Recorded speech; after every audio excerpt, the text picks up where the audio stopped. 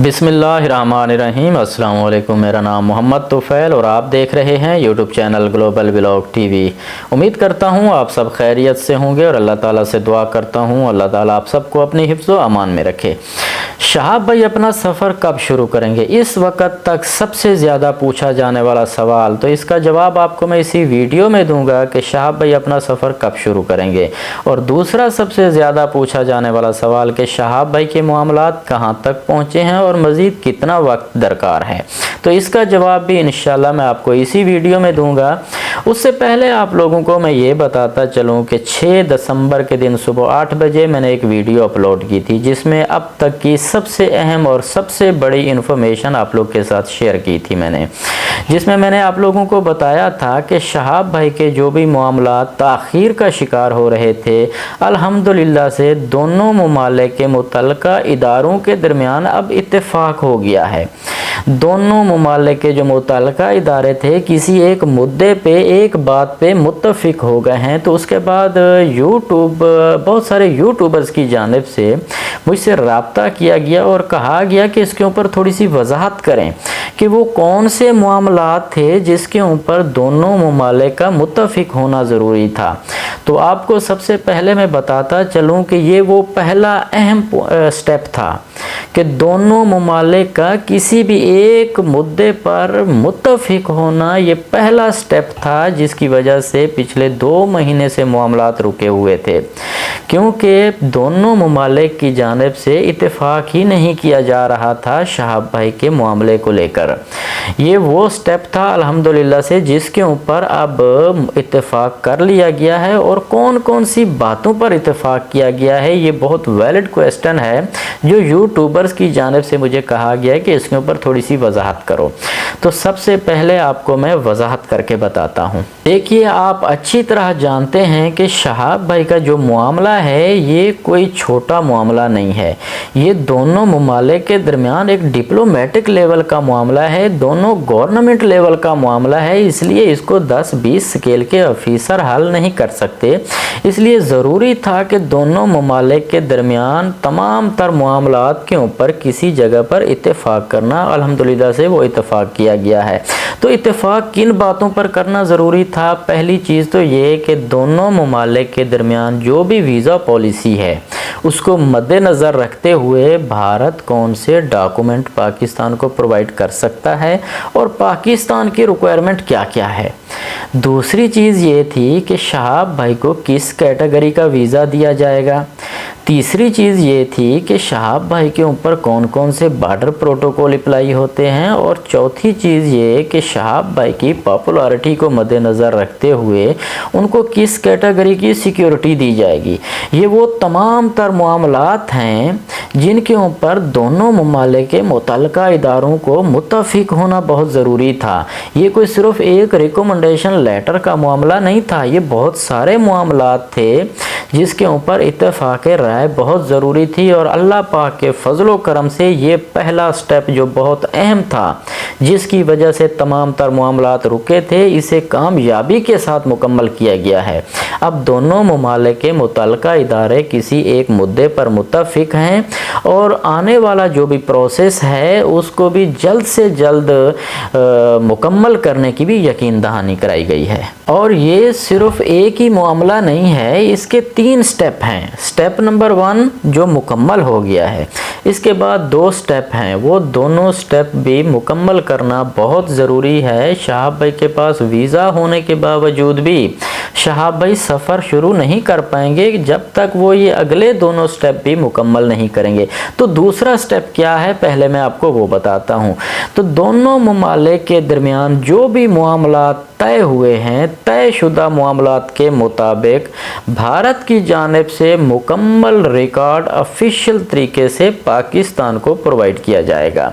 उसमें सिर्फ कोई रिकमेंडेशन लेटर नहीं होगा, उसमें वो तमाम तर मामलात जिनके ऊपर दोनों ममालिक की जानिब से इत्तेफाक किया गया है वो सारे के सारे डॉक्यूमेंट ऑफिशियल तरीके से पाकिस्तान को पहुंचाए जाएंगे। ऐसा नहीं है कि कोई भी थर्ड पार्टी बाई हैंड ले जाकर पाकिस्तान एम्बेसी में वो डॉक्यूमेंट देंगे, ऐसा नहीं।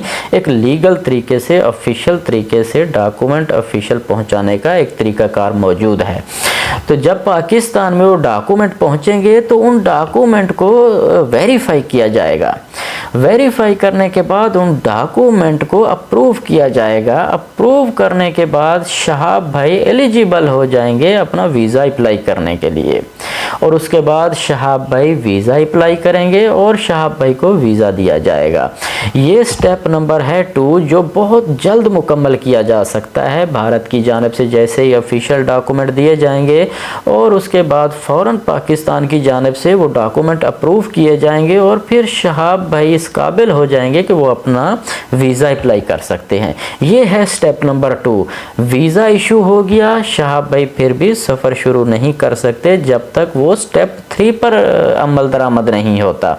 अब स्टेप 3 मैं आपको बताता हूँ। स्टेप 3 बताने से पहले आपको ये बात मैं बताना ज़रूरी समझता हूँ कि जो प्रोसेस आपको मैं बता रहा हूँ, आप किसी भी इमिग्रेशन सिस्टम से जाकर मेरी बात को वेरीफाई कर सकते हैं। जो प्रोसेस मैं बता रहा हूँ हर्फ ब हर्फ, इस प्रोसेस से पूरे सिस्टम में से शहाब भाई को गुज़रना होगा, क्योंकि मेरा इसमें एक्सपीरियंस है, क्योंकि मेरा बहुत गहरा ताल्लुक़ है मुतल्लिका डिपार्टमेंट सिस्टम के साथ। मैं इसके ऊपर ज़्यादा वजाहत नहीं करना चाहता, लेकिन मेरा इसके ऊपर एक्सपीरियंस है और मैं पूरे इस प्रोसेस को जानता हूँ। तो अगर आपको मेरी बातों में सदाकत नज़र ना आए तो आप अपने इंडिया में जाइए और मेरी इस बात की वेरिफिकेशन कर सकते हैं, और आपको वहाँ से मालूम पड़ेगा कि जो भी मैं प्रोसेस बता रहा हूँ, सफ़र शुरू होना ना होना ये बात अलग है, लेकिन जो प्रोसेस मैं बता रहा हूँ इसमें से गुज़रना शहाब भाई को ज़रूर पड़ेगा। ये एक तरीक़ाकार है और मैं इस तरीक़ाकार से वाकिफ़ हूँ। तो अब स्टेप नंबर 3 क्या है? स्टेप नंबर 3 है, जो भी जब शहाब भाई को वीज़ा इशू किया जाएगा उसके बाद तमाम तर वो रिकॉर्ड जो दोनों ममालिक के दरमियान मामलात तय पा चुके थे, वो रिकॉर्ड और शहाब भाई का वीज़ा पाकिस्तान में मुतल्लिका सिक्योरिटी इदारे को ऑफिशियल तरीके से भेजा जाएगा। जब वो सिक्योरिटी इदारे को पूरा रिकॉर्ड भेजा जाएगा, उसमें वो रिकॉर्ड मौजूद होगा जो सिक्योरिटी के हवाले से दोनों ममालिक के दरमियान मुआहदा तय पाया है। तो फिर सिक्योरिटी इदारों की जानिब से उस सिक्योरिटी प्लान के ऊपर अमल दरामद शुरू किया जाएगा, और जब सिक्योरिटी प्लान के ऊपर मुकम्मल अमल दरामद कर लिया जाएगा, फिर शहाब भाई को पाकिस्तान एंट्री दी जाएगी। और ये जो स्टेप नंबर 3 है, इसमें थोड़ा वक्त गुज़र सकता है, क्योंकि आप जानते हैं कि सिक्योरिटी डिस्ट्रिक्ट वाइज दी जाएगी। हर डिस्ट्रिक्ट में अलहदा सिक्योरिटी होती है, तो इसलिए जब तक सिक्योरिटी प्लान पर अमल दरामद किया जाएगा और फिर हर डिस्ट्रिक्ट में मुतल्लिका इदारे को एक नोटिफिकेशन जारी किया जाएगा, जो भी प्लान दोनों ममालिक के दरमियान तय पाया है सिक्योरिटी के हवाले से, ये किस कैटेगरी की सिक्योरिटी दी जाएगी और उनके सफ़र के हवाले से क्या क्या मामला तय पाए हैं, तो ये चीज़ें पब्लिक नहीं की जाएंगी। ये उसी वक्त ही हमें पता चलेगा जब शहाब भाई को एंट्री करने दी जाएगी, क्योंकि कुछ चीज़ें सीक्रेट होती हैं और उन्हें पब्लिक नहीं किया जाता। तो ये जो स्टेप 3 है, इसकी कोई भी इंफॉर्मेशन पब्लिक नहीं की जाएगी, लेकिन स्टेप 2 में जब वीज़ा इशू किया जाएगा तो यकीनन हम लोगों तक इसकी इंफॉर्मेशन ज़रूर पहुंचेगी। तो ये पूरा जब प्रोसेस मुकम्मल होगा तो शहाब भाई सफ़र शुरू करेंगे,